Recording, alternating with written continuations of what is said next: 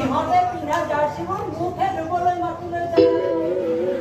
চেহেৰা দেখিয়ে গম পাইছো তই যে লোকৰ আন্দাতে ধুব পাৰ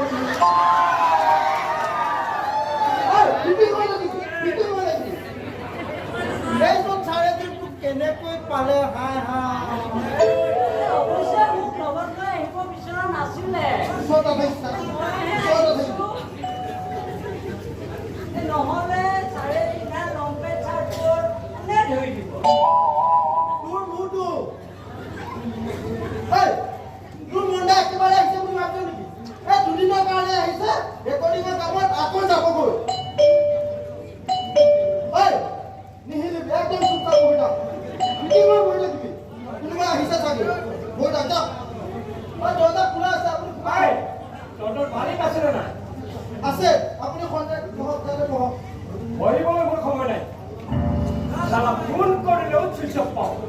মাতি দে তাক সোনকালে। তেখেত কিবা ৰেকৰ্ডিঙৰ কামত আছে আপুনি সন্ধিয়া বহক ইয়াতে। কৈছো নহয় বহিবলৈ মোৰ সময় নাই বুলি।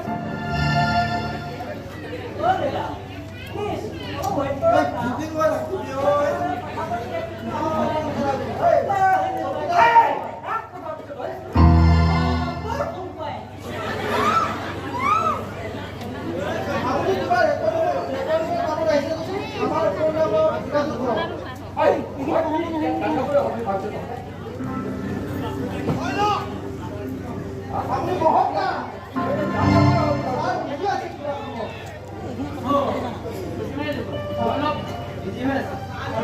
ব্যস্ত আছে মোৰ ক'ব লগাই একো নাই। কিন্তু মোৰ বাক্যখিনি মই প্ৰয়োজনত পাব লাগে।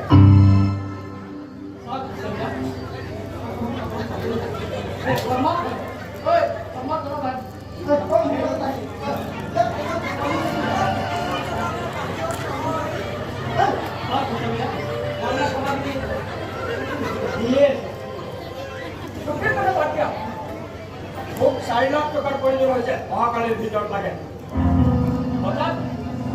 এতিয়া মোৰ টকা নাই। আমাৰ টকা দিবলৈ এতিয়া মোৰ তোমাৰ সময় আছে। অৰ্থাৎ এইদৰে টকা খুজিলে মোৰ অসুবিধা হয়।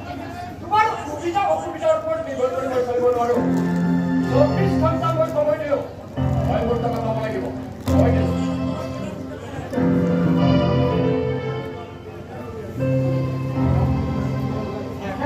তই ওলাই আহিলি যে ৰামগিলালে প্ৰেক্টিছ কৰি ল'বি না।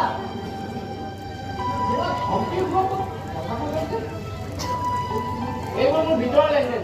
বাদ দে তই যা ৰামগিলালে প্ৰেক্টিছ কৰি ল'বি যা। নহয় মই নাযাওঁ। তোক এনেকৈ কথা ক'বলৈ কি সাহস পাওঁ? মই জানিব লাগে। টকা বেছি টকা মানুহৰ কথা কয় এনেকুৱাই। মোৰ দেউতা আৰু এই কৃষ্ণমূৰ্তিৰ দেউতা একেলগে মহানগৰীত বিল্ডিং পত্ৰৰ নামত একেলগে ভাড়া লৈছিল। বহুত টকাৰ কাৰবাৰ। এই চিনাকি কোনতে মোৰ স্ত্ৰীৰ পঠাবৰ বাবে মোৰ দেউতাই তেখেতৰ দেউতাকৰ পৰা 50,000 টকা ধাৰ লৈছিল। আৰু কথা দিছিল 5 বছৰৰ ভিতৰত টকাখিনি পৰিশোধ কৰিব। আৰু অৰ্থাৎ দেউতাৰ এক্সিডেণ্টৰ নাথাকে। তাৰ পাছতে গোটেই লেনদেন মোৰ নামতো।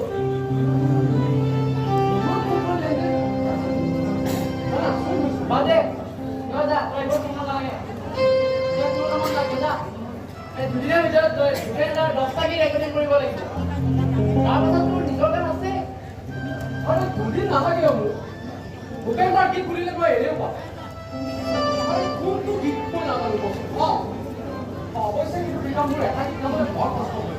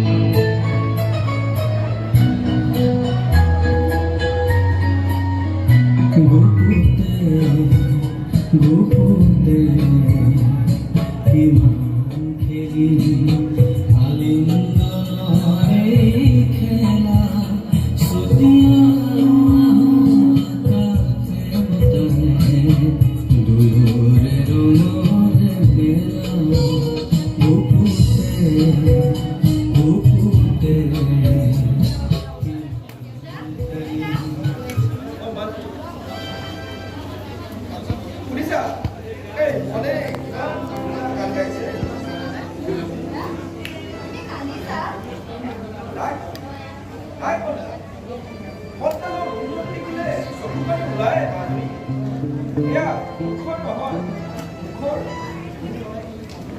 বহু ল'ৰা ছোৱালীক মই গানৰ শিক্ষা দিব বিচা কাকো মই ঈশ্বৰ সম্পৰ্কৰে মই পুত্ৰ বুলি ভাবিব নোৱাৰোঁ কিন্তু ইয়াৰ ভক্তি আৰু একাগ্ৰতাই মোক সেই সম্পৰ্ক পাবলৈ বাধ্য কৰে সঁচাকৈ মনৰ এটা সুন্দৰ ভৱিষ্যত আছে বাবা কেৱল সকলোৰে আপোনাৰ সেই তাক মই কি হ'ল লৈ গ'লা যে নহয় মানে দেউতা তাক মই মোৰ ভিতৰত প্ৰিয় গায়কৰ আসনখন দি দিছোঁ এই মাজনী তুমি মন কৰিছা নাই তুমি প্ৰিয় গায়কৰ গান শুনি থাকোঁতে তুমি যে আনৰ আপুনি গৈ বৰ মন কৰিছা কি হ'ব খুজিছা দেউতা সেইবোৰ বাদ দিয়া বাৰু তোমাৰ ৰিজাল্ট দিয়া আজি 3 মাহে হৈ গ'ল কিবা এপইণ্টমেণ্টৰ কথা চিন্তা কৰা নাই কোনোবা নাৰ্ছিং হোম এখনতে চোন জইন কৰিব পাৰে আগতে বিয়া তাৰপিছত এপইণ্টমেণ্ট এটা আজি তাইক সোধা তাইক সোনকালে বিয়া দি তাইৰ সংসাৰত পাতি দিয়াটো আমাৰ কৰ্তব্য হয় নে নহয় কেনেকুৱা খুজিছা মই তোমালোকৰ পূজা হৈ পৰিছোঁ নেকি দাদা অৱশ্য নহ'বচোন আমাৰ কৰ্তব্যটো আমাৰ কৰিবলৈ দে দেউতাৰ অৱস্থাটো দেখা নাই দিনক দিনে অসুখ অশান্তিটো বাঢ়ি আহিছে তোৰ সকামৰ চাবলৈ দেউতাৰ মন নাই মোৰ সংসাৰৰ কথা চিন্তা কৰি তোমাৰ আজি দেউতালৈ মনত পৰিছে নিজৰ সংসাৰত ব্যস্ত থাকোঁতে দেউতাক মানি খাই দিবলৈ দেখোন তুমি পাহৰি যোৱা তাতকৈ দেউতাক কথাটো স্পষ্টকৈ কৈ নিদিয়া কিয় যে ৰাজৰ প্ৰস্তাৱত অমান্তি হোৱাটোৱে তোমালোকৰ অশান্তি শুনিলা শুনিলা দেউতা তাই আজিকালি কি ঘৰৰ কথা ক'বলৈ শিকিছে বিয়া কথা ক'লে তাই ডাঙৰ উঠাইছে কি হ'ল মোৰ লগত তোৰ তাই তেনেদৰে কথা নাপাতে তহঁতে চাগে কিবা জগৰ লগাইছ তাই ৰাজ কি বিয়া ল'ৰা কোৱাচোন দেউতা কি আছে তাৰ ৰাজৰ কি আছে তুমি দেখা নাই গাড়ী ঘৰ টকা সম্পত্তি তাৰ চৰিত্ৰ অধপতন তাৰ জীৱনত একোৱেই নাই সেই বুলি মই ভাবোঁ হয়তো মাজনীয়েও তেনেকৈয়ে ভাবিছে ইয়াৰ পিছত সকলো ঠিক হৈ যাব আৰু দেউতা যদি নহয় সেয়া প্ৰিয়ংকাৰ ভাগ্য লিখনি বুলি ভাবি ভাগ্যৰ লিখনি মাঘৰ হিংসক বুলি জানেও তাৰ মুখৰ আগত যেতিয়া হাতখন ভৰাই দিয়া তাক ভাগ্যৰ লিখনি বুলি নকওঁ কিয় ডাঙৰ মূৰ্খামি বুজিছা আমি ৰাজক কথা দিছোঁ দেউতা কিহৰ স্বাৰ্থত তোলে কথা দি মই নাজানো বুলি ভাবিছ নেকি এয়া স্বাৰ্থৰ কথা নহয় দেউতা তুমি পাহৰি গ'লা নেকি মোৰ চাকৰিটো যে ৰাজৰ দেউতাকে মিনিষ্টাৰক কৈ দিছিলে ৰাজৰ দেউতাকৰ বেংক বেলেঞ্চৰ অংকটো দেখি ঘৈণীয়েৰৰ কথা মতে সিহঁতৰ লগত মিটিংখন পাতিবলৈ চট পকাই থকা নাইনে মই চব শুনি আছো ইমান দিনে মই হৈ থকা নীৰৱতাক তোমালোকে দুৰ্বলতা বুলি ভাবি নল'বা সেয়েহে মই স্পষ্টকৈ এটা কথা কৈ দিওঁ মই জীয়াই থকালৈ এই ঘৰখন বোৱাৰীৰ কথা মতে চলিব বুলি ধৰি নল'বি মোৰ কথা মতে ঘৰখন চলিব নালাগে কিন্তু মোৰ এটা কথা শুনি লোৱাটো ভাল ঘৰৰ ভিতৰত বহি ৰাগ টানি নাথাকিলেই এখন ঘৰ নচলে সেয়েহে ঘৰখন চলোৱাৰ ব্যৱস্থাটো সকলোৱে কৰা দৰকাৰ কি ক'লা তুমি ঘৰখনটো এজনৰ উপাৰ্জনেৰে চলি আছে ৰ'বা বোৱাৰী মুখখন আছে বোলে তুমি যি টি কথা কৈ নাথাকিবা তুমি ইয়াক কাষত পোৱা দুদিনীয়া হৈছে মই জন্মৰে পৰা বহুত কষ্টৰে কুলাই বুকুচাই লৈ ঘৰখনক অভাৱৰ সন্মুখীন হ'ব নিদিয়াকৈ যোগ্য কৰি ৰাখিছোঁ তাৰ উপাৰ্জনৰ ওপৰত তোমাৰ অধিকাৰ আছে বোলে সেই যোগ্যতাখিনি কাহিনীয়াৰ অধিকাৰ তুমি ক'ত পালা হেৰা শুনিলাতো তোমাক কষ্ট কৰি ঘৰ খটাৰ যন্ত্ৰহে খটালে মানি লৈছো এও বাৰু উপাৰ্জনক্ষম ব্যক্তি বাকীবোৰ কি পংগু নেকি মই পংগু কৰিয়ে কাকো জন্ম দিয়া নাই তোমাৰ দৰে অন্তহীন মানুহকহে পংগু বুলি কয় কাৰণ তোমাৰ এই হৃদয় বোলা যন্ত্ৰটো কথা তুমি পাহৰি গৈছা তোমাৰ কথাত পৰিয়ে ময়ো লাহে লাহে সেই যন্ত্ৰটোৰ কথা পাহৰি হ'ব দেউতা ধনী ধনী প্ৰতি আমাৰ দায়িত্বখিনি কৰিবলৈ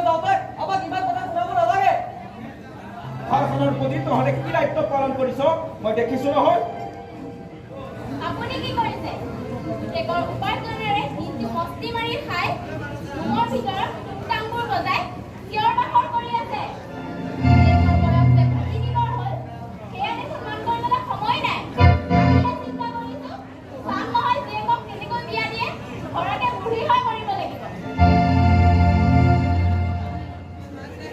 আৰু মোৰো শেষ কথা দেউতা, ৰাজৰ লগত প্ৰিয়ংকাৰ বিয়াখন যদি তুমি মানি লোৱা তেনেহ'লে তোমাৰ লগতো মোৰ সম্পৰ্কটো চিধা হৈ থাকিব, অন্যথা মই তোমালোকক পাহৰিবলৈ বাধ্য হ'ম। আৰু চাওঁ প্ৰিয়ংকাক তুমি কেনেদৰে বিয়াখন পাতি দিয়া। তহঁতে মোক দুৰ্বল বুলি ভাবিছ নেকি?